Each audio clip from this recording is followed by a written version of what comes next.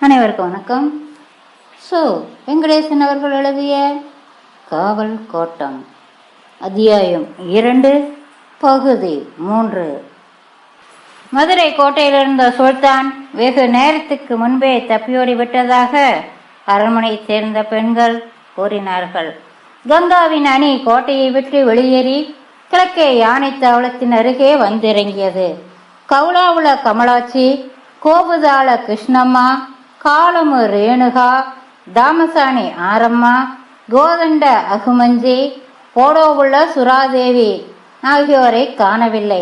நந்தியாவுள்ள மாவூரம்மாவும் முனரி மன்ன தேவயானியும் கடுமையான காயங்களுடனும் இன்னும் சிலர் லேசான காயங்களுடனும் இருந்தனர்.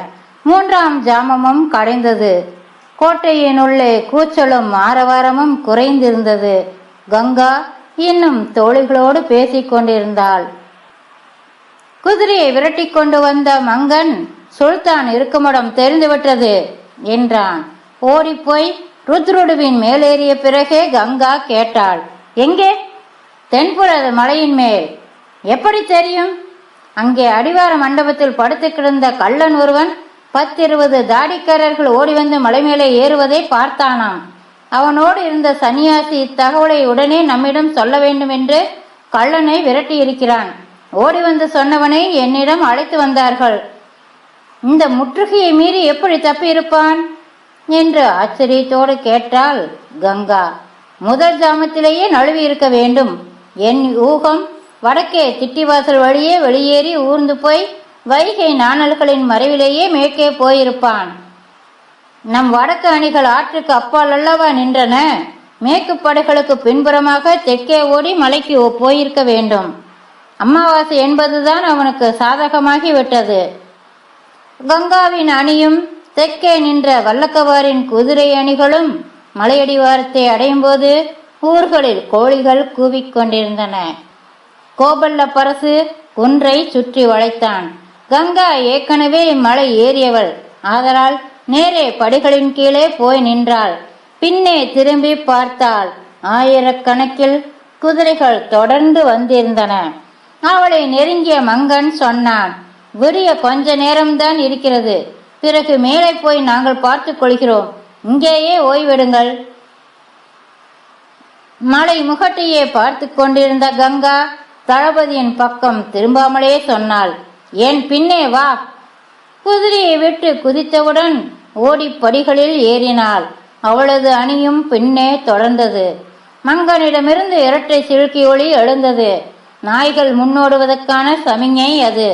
குதிரைகளுடன் வந்த நாய்களை வீரர்கள் படிகளை நோக்கி ஏவிவிட்டு பின்னே தொடர்ந்து ஓடினர். தீப்பந்த வீரர்கள் கங்காவை முந்தி அவளுக்கு அரணாக ஓட முயன்றனர். கங்கா 50 படிகளை ஏறும் முன் பெருவாரியான நாய்கள் அவளை தாண்டி மேலே பாய்ந்தோடின. படிகளை விட்டு விலகியும் பல நாய்கள் பாறைகளில் ஓடின. பாதி மலை ஏறும்போதே மேலே நாய்கள் இடைவிடாது குறைப்பது கேட்டது. இன்னும் ஏறியதும் குறுமரங்கள் நிற்கும் ஒரு திடல் இருந்தது. மேற்கே திரும்பி மேலேறும் படிகளில்தான் நாய்கள் தேங்கி நின்று விடாது குறைத்து கொண்டிருந்தன. நாய்கள் ஏற முடியாத பாறைகளின் மேல் அவர்கள் நின்று இருந்தனர். முன்னே ஓடி சென்ற தீவட்டி வீரர்கள் நாய்களை அதட்டி அமர்த்திவிட்டு பாறைகளில் ஏற வழி தேடி கொண்டிருந்தனர். அதற்குள் கங்காவும் மற்ற வீரர்களும் அந்த இடத்தில் குவிந்து விட்டனர். வீரர்கள் ஒருவன் தோளில் மற்றவன் ஏறி பாறை உச்சியை பற்றி தாவி அவர்களை நெருங்கவும் அவர்கள் பாறை மேலேயே மேற்கு புறமாக ஓடினர். கங்காவின் அணி கீழே ஓடியது. அப்புறத்தில் உள்ள மொட்டைப்பாறைகளில் அவர்கள் குதித்து நின்றனர். அதற்கும் அப்பால் வானம்தான் இருந்தது. அதல பாதாளம். மொட்டைப்பாறையை வளைத்து அவர்களை நெருங்கினர் பெண்கள்.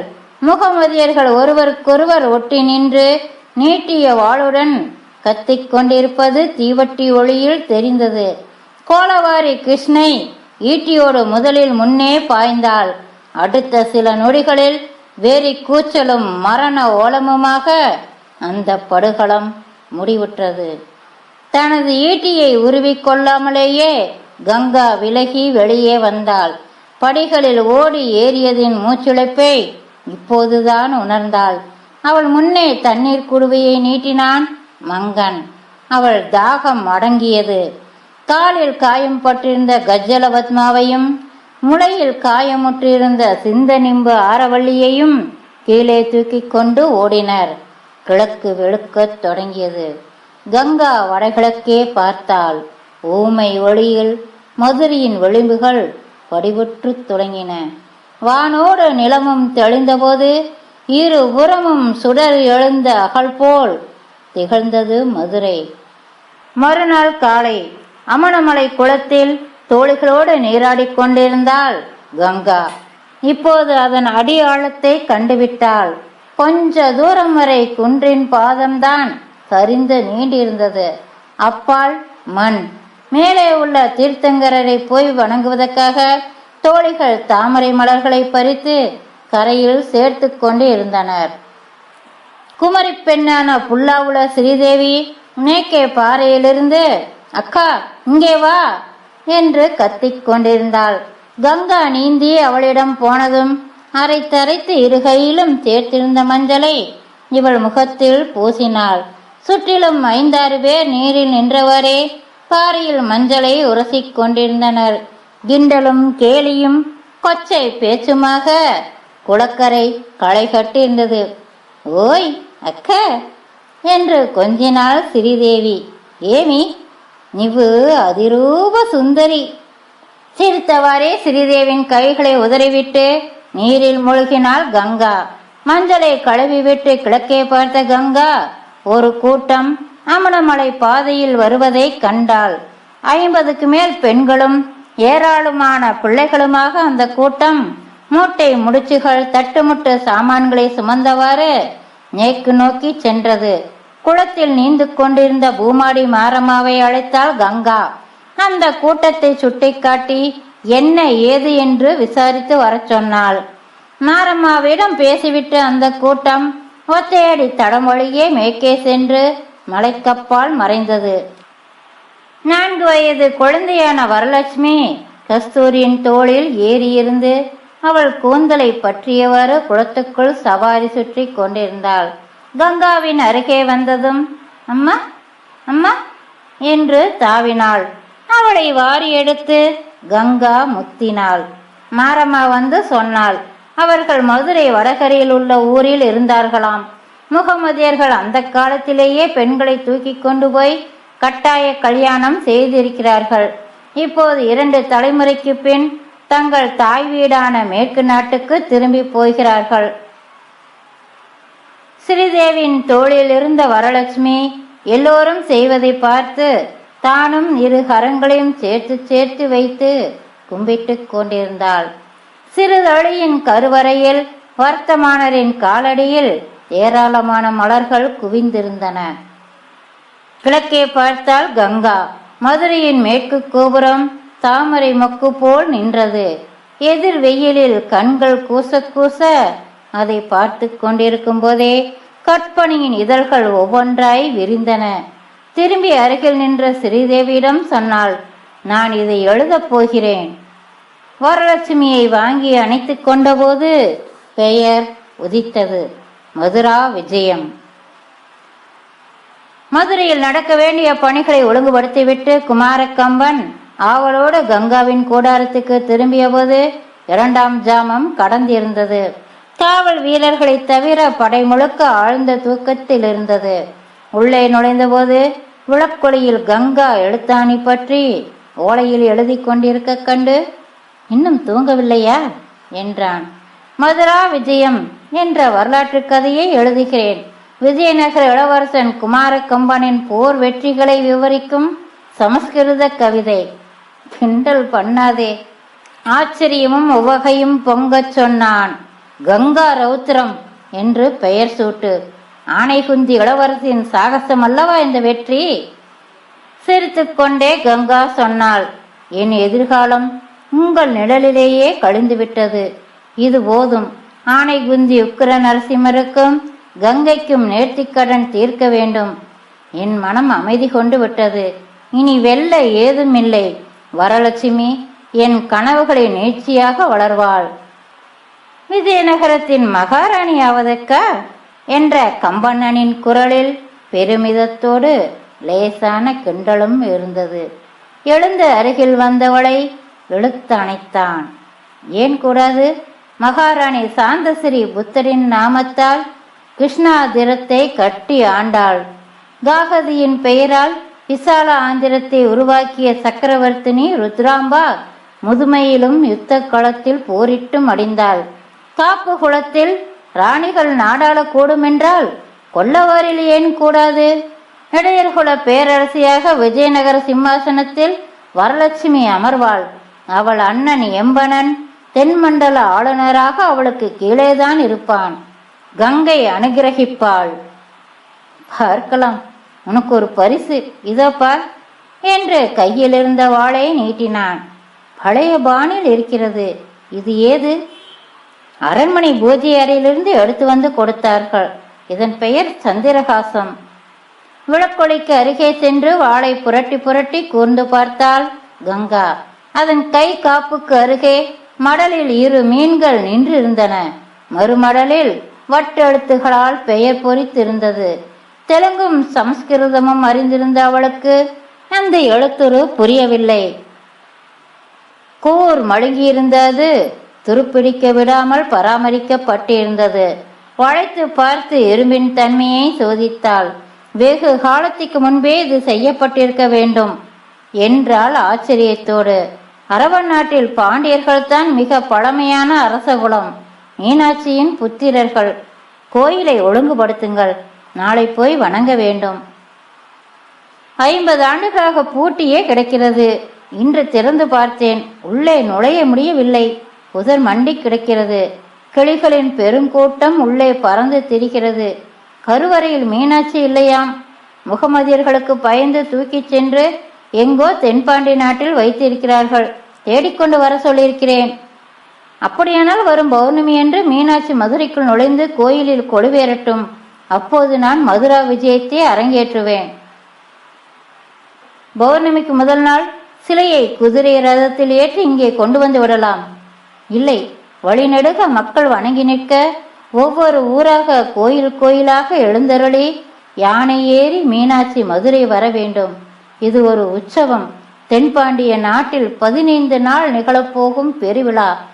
தெய்வங்கள் தான் அரசனுக்கு வாழ்வளிக்கின்றன. எங்கள் இளவரசர் எப்போது அரசனுக்குரிய தகுதியை அடைவாரோ அறியேன். அருள்பளிப்பாய் மீனாட்சி தாயே. மனைவியே மதியோகி மந்திரியாய் வந்து வைத்து விட்டாள் என்று திருப்பி கேட்டான். வாளை சுழற்றி பார்த்தாள். போர்வாள் இருக்க வேண்டியது பூஜை அறையில் அல்ல, தளபதியின் கைகளில். அது ரத்தம் சுவைத்தால்தான் அரசு நிலைக்கும்.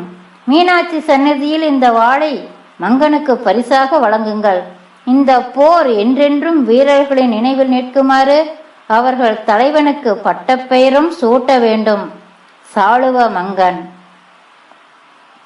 நீதான் சாளுவ பறவை, சாளுவ கங்கா. சிரித்தவாறே மீண்டும் குரலை உயர்த்தினான். சாளுவ கங்கா. அது ஊருக்கு தெரிய வேண்டியதில்லை, உங்களுக்கு தெரிந்தால் போதும்.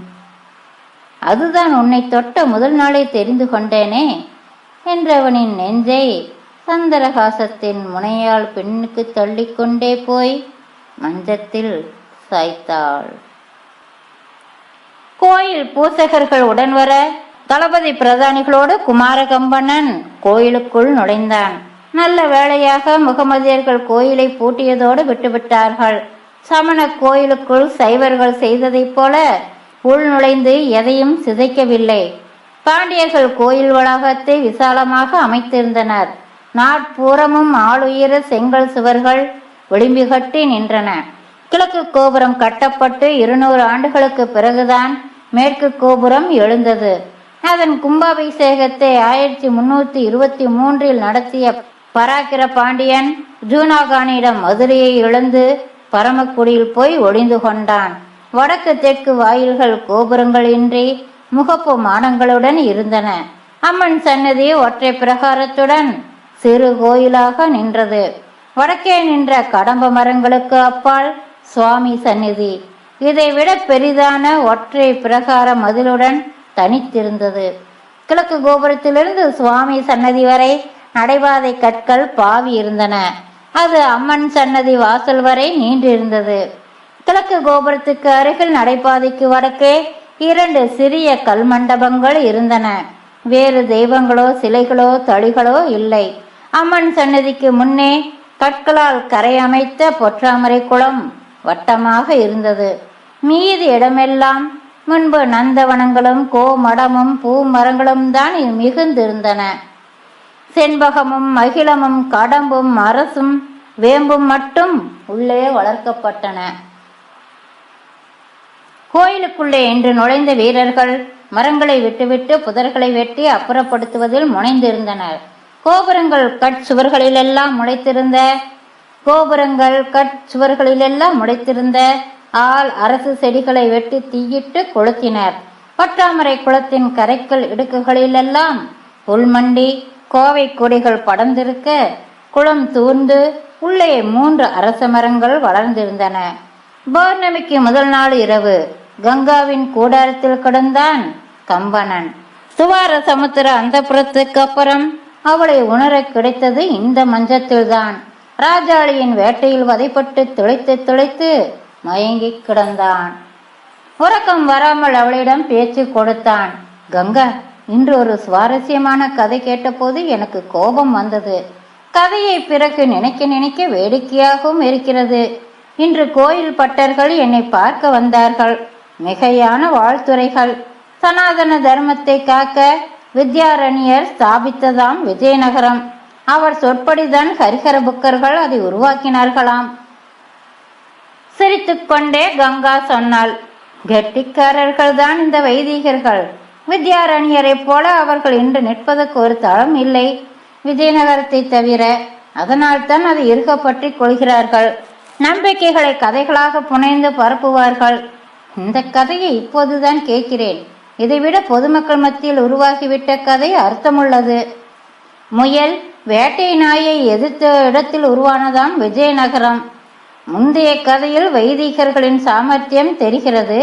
இந்த கதையில் கொள்ளவாறுகளின் எளிமை. ஆயர்குலமாக உயர்ந்த பின்னும் வேட்டை இயல்பை விடாமல் இன்னும் நாய்களோடு திரிகிறார்கள். உண்மையில் விஜயநகர் உருவாகி 10 ஆண்டுகள் கழித்துதான் நாங்கள் வித்யாரண்யரை தற்செயலாக சந்தித்தோம். அன்று நான் சிறுவன். விஜயநகரம் கொய்ச்சலரின் பெனுகுண்டா கோட்டையை முதலில் பிடித்து பிறகு ஒவ்வொன்றாய் ஆரம்பித்து தெற்கே விரிந்தது. துவார சமுத்திரத்தையும் வென்றது. கடைசியாக கைப்பற்றியது மேலை கடலின் மங்களாபுர துறைமுகம். அந்த வெற்றியை கொண்டாட அடுத்திருந்த சிருங்கேரியில் விஜயோற்சவம் நடந்தது. அங்குதான் என் தந்தை புக்கர் இணையரசராக பொறுப்பேற்றுக் கொண்டார். 3 சித்தப்பாக்களும் ஆளுநர்களாக வேறு மண்டலங்களுக்கு நியமிக்கப்பட்டார்கள். அங்குள்ள மடத்தின் தலைவராக இருந்த வித்யாரண்யர் வந்து சந்தித்தார். பிறகு எங்களோடு ஒட்டிக்கொண்டு விஜயநகரத்துக்கு வந்துவிட்டார். அவன் முகத்தை தன் பக்கமாக திருப்பிய கங்கா கிண்டலாக சொன்னாள், தெரியும், இது முழு கதை அல்ல, ஆதிக்கதை இன்னும் மிச்சம் இருக்கிறது. அதை மறக்கவும் மறைக்கவும் முயல்கிறீர்கள். அவன் மௌனமாக இருந்தான். பேசுவான் என காத்திருந்தாள். அமைதியே நிலவியது. ஏதோ சொல்ல வாயெடுத்தவள் வேண்டாம் என தீர்மானித்து கண்மூடி எண்ணங்களில் ஆழ்ந்தாள். 2ஆம் அத்தியாயம் 4ஆம் பாகத்தில் சந்திப்போம். நன்றி நண்பர்களே.